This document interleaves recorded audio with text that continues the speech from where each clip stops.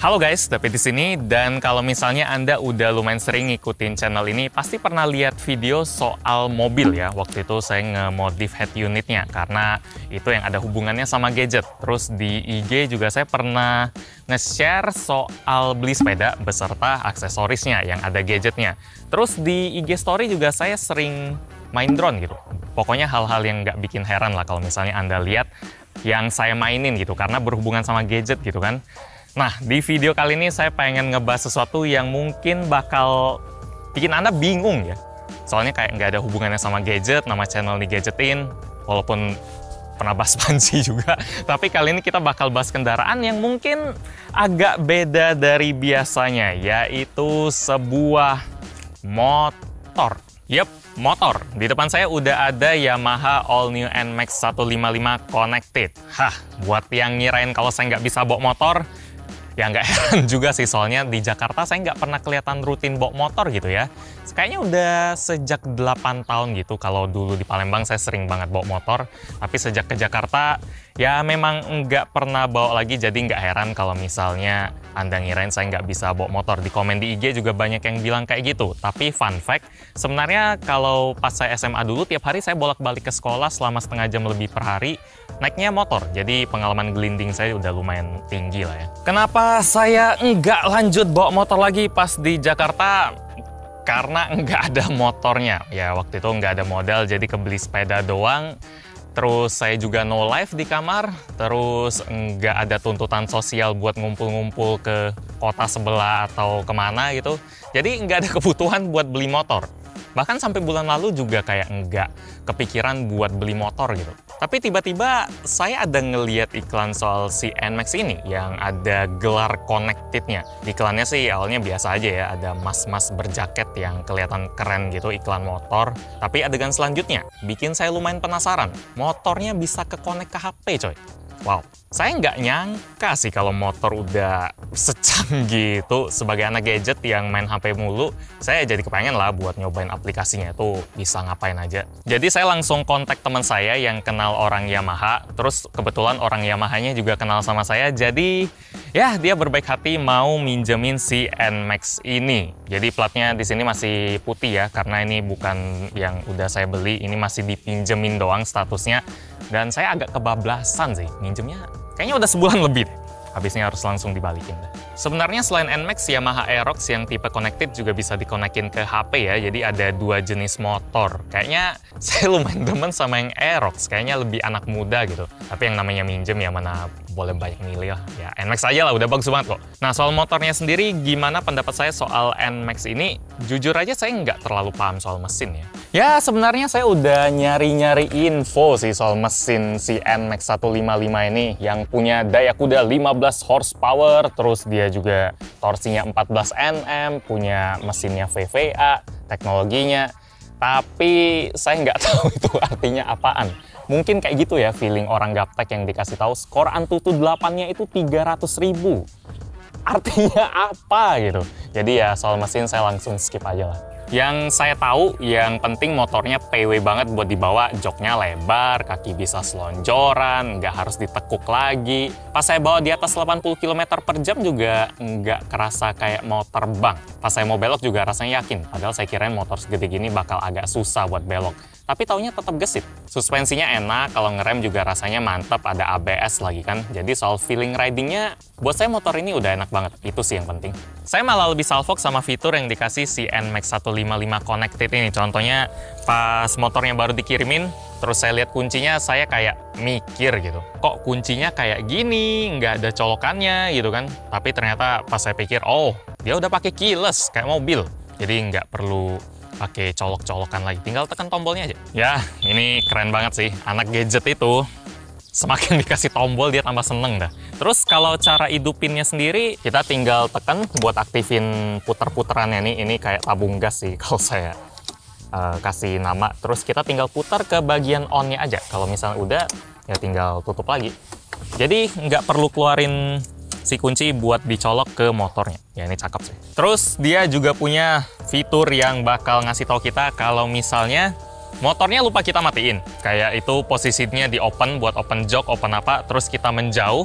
Atau kalau kita kelamaan nggak matiin, dia bakal keluarin suara yang bakal bikin kita balik lagi buat matiin motornya. Soalnya kalau motor matic, aki abis lupa matiin, wah. Terus ngomong-ngomong soal ngangkat jok, di motor ini juga punya fitur yang bikin saya ingat sama jokes di TikTok gitu, yang bilang, ganteng doang, ngisi bensin masih ngangkat jok. Ya, saya kirain awalnya sadis banget jokes kayak gitu. Masa orang harus pakai motor sporty kayak Fiction yang tankinya di depan biar bisa dibilang keren. Tapi ternyata di NMAX yang baru ini udah ada ya fitur buat ngisi bensin tanpa ngangkat jok. Jadi kita tinggal tekan tombol, di sini bakal langsung kebuka. Terus di sebelah tombol yang fuel tadi buat ngisi bensin ada tombol seat juga. Ini fungsinya buat ngebuka si jok. Jadi kita tekan, joknya bakal kebuka, dan di dalamnya kita bisa masukin helm full face. Jadi volumenya udah banyak sih, kita bisa ngelakuin banyak hal sama motor ini. Walaupun memang si helmnya harus kita posisinya lumayan bener ya, harus dibalik gini, dan kalau misalnya nggak bener, dia nggak bakal bisa nutup dengan bagus. Cuma ya dia langsung bisa pas kalau udah biasa. Terus di motor ini juga ada port chargingnya coy, ini keren banget ini. Portnya tipe yang bulat gini ya, yang kayak pemantik di dalam mobil gitu, jadi kita harus beli adapternya lagi. Ini benar-benar keren sih. Dulu pas saya masih sering naik ojol, saya sempat ngelihat beberapa driver yang motornya itu dimodif, jadi bukan bawaan pabriknya, mereka modif biar HP mereka bisa dicas pakai motornya langsung. Jadi ya saya lihat lumayan keren sih, jadi mereka nggak usah kayak takut mau terima orderan tapi baterai habis. Cuma apa nggak bahaya gitu mainin sistem listrik dalam motor, kita utak-atik. Tapi untungnya di motor ini Yamaha udah ngasih versi yang resmi punya lah. Cuma satu tips, mungkin buat yang pengen ngecas HP-nya di motor ini, HP-nya masukin lumayan dalam, terus kita harus timpain lubangnya ini pakai kantong kresek atau apa, kertas gitu, biar nggak kelihatan kalau kita punya HP di dalam sini. Kalau misalnya orang lewat terus mereka tarik kan agak nyesek sih, walaupun sebenarnya lubangnya lumayan dalam ya. Ini saya ada masukin tangan, belum kena ujung, belum kena ujung, belum kena ujung, belum kena ujung. Jadi tangan saya bisa masuk sampai sedalam ini, cuma memang agak susah buat nyembunyiin si kabelnya. Harus rapi banget, dan itu pun kayaknya masih kalau ada orang lihat kesempatan buat jahat, mereka bakal lakuin. Di sebelah kanannya juga ada lubang-lubangan, tapi ini lubangnya ada tutup, dan lubangnya sebenarnya nggak terlalu dalam ya. Mungkin ini buat taruh receh-receh gitu, buat ngasih tukang parkir, atau ini buat masukin sarung tangan, jadi kita tinggal tutup aja kayak gini.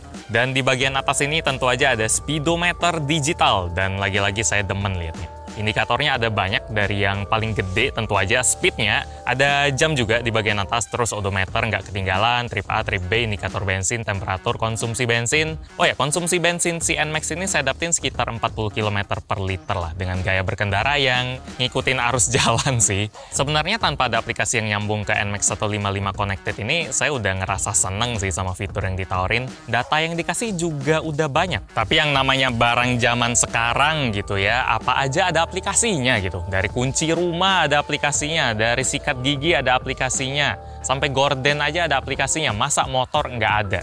Jadi Yamaha bikinlah satu aplikasi yang namanya Yamaha Motorcycle Connect, atau singkatannya itu Y-Connect, Y-Connect. Tinggal tulis saja Y-Connect di Play Store, minimal Androidnya versi 7 ya, Nougat. Udah lama saya nggak dengar nama Nougat. Harusnya HP sekarang udah lebih dari itu semua lah. Terus di App Store juga udah ada. Terus pas kita udah install, tinggal pairing aja sama motornya pakai koneksi Bluetooth. Tapi ingat, motor yang bisa kekoneksi cuma NMAX 155 yang connected dan Aerox yang connected juga. Jadi motor lain belum bisa. Soalnya buat koneksiin HP kita ke motor ini, si motornya perlu kayak mulut gitu, atau kayak perlu otak sendiri buat bisa kasih data ke HP kita lewat namanya, apa itu?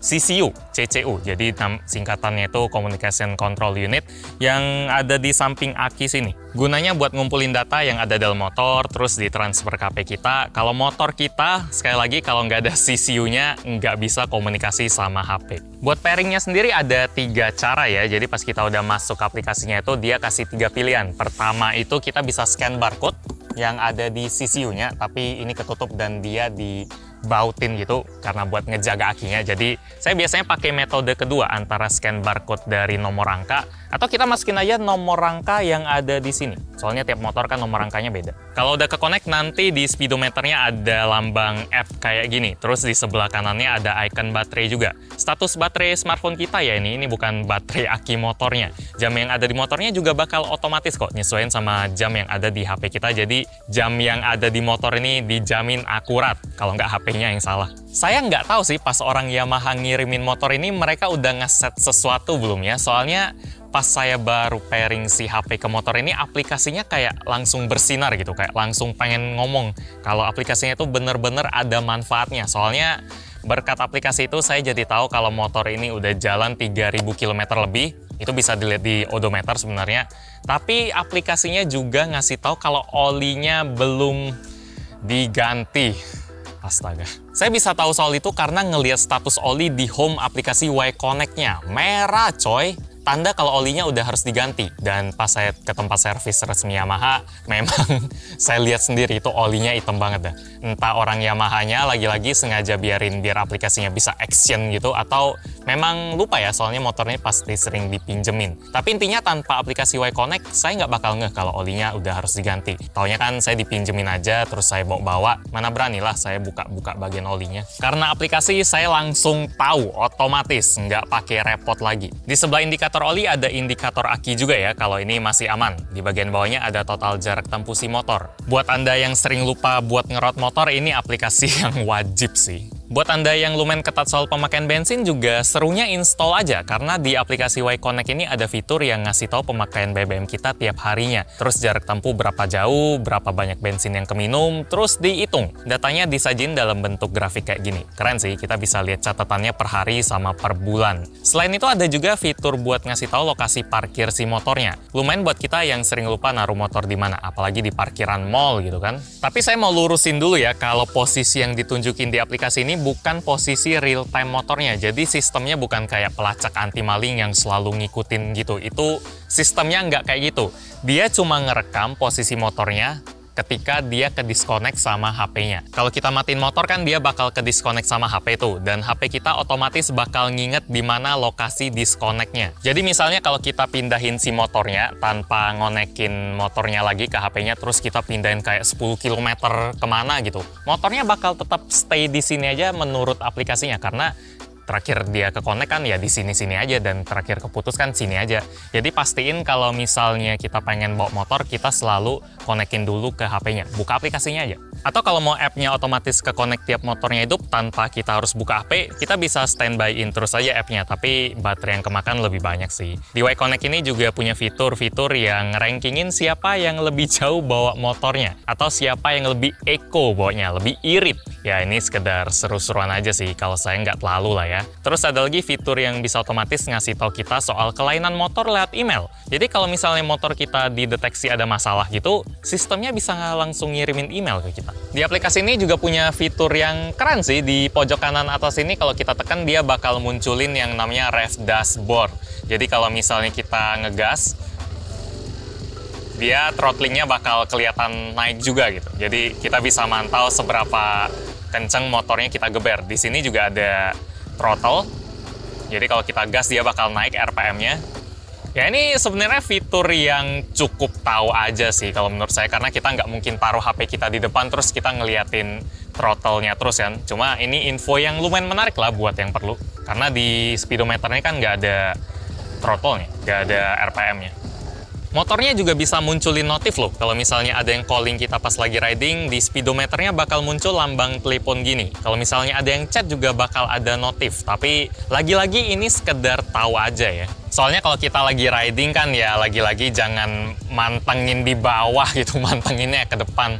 Kalau misalnya kita terlalu fokus sama telepon yang masuk atau SMS yang masuk, kayaknya nggak bakal fokus ya berkendaranya. Jadi kita sekedar tahu aja lirik-lirik sekali-sekali aja. Kalau misalnya lagi mampir kemana baru telepon balik atau baca SMS-nya, atau pas nyampe aja baru dilihat isinya kayak gimana. Saya seneng sih Yamaha ada ngebikin aplikasi kayak Y-Connect ini, karena sekali lagi zaman sekarang apapun udah ada aplikasinya. Motor udah harus punya juga biar experience-nya lebih kaya lagi. Oh ya, selain Y-Connect, Yamaha juga ada ngebikin satu aplikasi lagi ya, namanya My Yamaha Motor. Kalau ini, aplikasinya bisa dipakai buat semua model motor Yamaha di atas tahun 2011. Fungsinya ada banyak sih, yang paling kepake buat saya waktu itu buat ngelacak dealer resmi Yamaha yang deket sama rumah saya. Di sana ada ditunjukin lumayan banyak lokasi. Sampai ada ratingnya juga. Info-info kayak kontak, jam operasional, jumlah teknisi di sana, level teknisinya, jumlah pit service, fasilitas service, semuanya dijelasin di sana. Pas sudah cocok sama lokasi, kita tinggal tekan maps-nya aja buat diarahin ke tempatnya.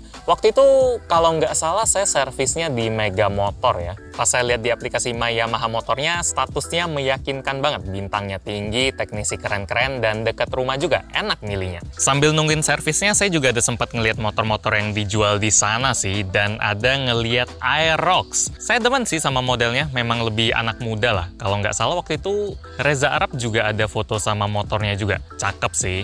Kalau punya kayaknya cocok. Aplikasi My Yamaha Motor juga bisa ngasih tahu dealer yang ngelayanin SKY ya, servis kunjung Yamaha, yang bisa datengin kita ke rumah. Terus aplikasinya juga bisa dipakai sebagai panduan, sebagai pusat informasi kita soal motor yang kita punya. Mulai dari garansi apa aja yang kita dapat, kapan berlaku, kartu servis gratis juga bisa kita akses, terus buku panduan juga bisa kita lihat di aplikasi ini. Kalaupun kita lupa soal jadwal servis, aplikasinya juga punya fitur reminder yang munculin notif biar kita nggak lupa. Dan ada notif buat kasih rating ke dealer juga. Satu lagi, kalau kita servis motornya di dealer resmi, nanti di aplikasinya bakal kecatat tuh tanggal servis, tempat servis, kategori servis, harga teknisi, komen konsumen pakai servis, penggantian spare part, kecatat lengkap. Jadi kalau misalnya kita pengen jual motornya lagi, riwayatnya jelas gitu, rapi, bikin yakin. Kesimpulannya, dua aplikasi ini lumayan jadi bukti lah kalau Yamaha selalu berusaha buat update dengan teknologi. Nggak cuma teknologi otomotif doang ya, tapi teknologi pergadgetan juga mereka nggak mau kalah. Canggih maksimal lah. Biar sesuai sama tagline Yamaha gitu kan, semakin di depan. Apapun yang bikin mereka lebih maju pasti diladenin dah. Termasuk ngikutin perkembangan teknologi yang ada di gadget juga. Dibikinin aplikasi Y-Connect sama app My Yamaha Motor. Jadi ya, nih abis ini motornya bakal saya balikin lagi. Mungkin saya jadi pengen ngetes Aerox kali ya, soalnya modelnya memang cakep dan kayaknya lebih anak muda. Tapi ya itu nantilah, mungkin bakal saya update di IG atau di mana kalau misalnya jadi atau nggak jadi. Buat sekarang, like dulu kalau suka dengan video ini, dislike kalau nggak suka, dan kita ketemu lagi di video selanjutnya. Yo, jarang ya nge-review kayak gini, suka nggak? Ya, yap, ini adalah sebuah motor.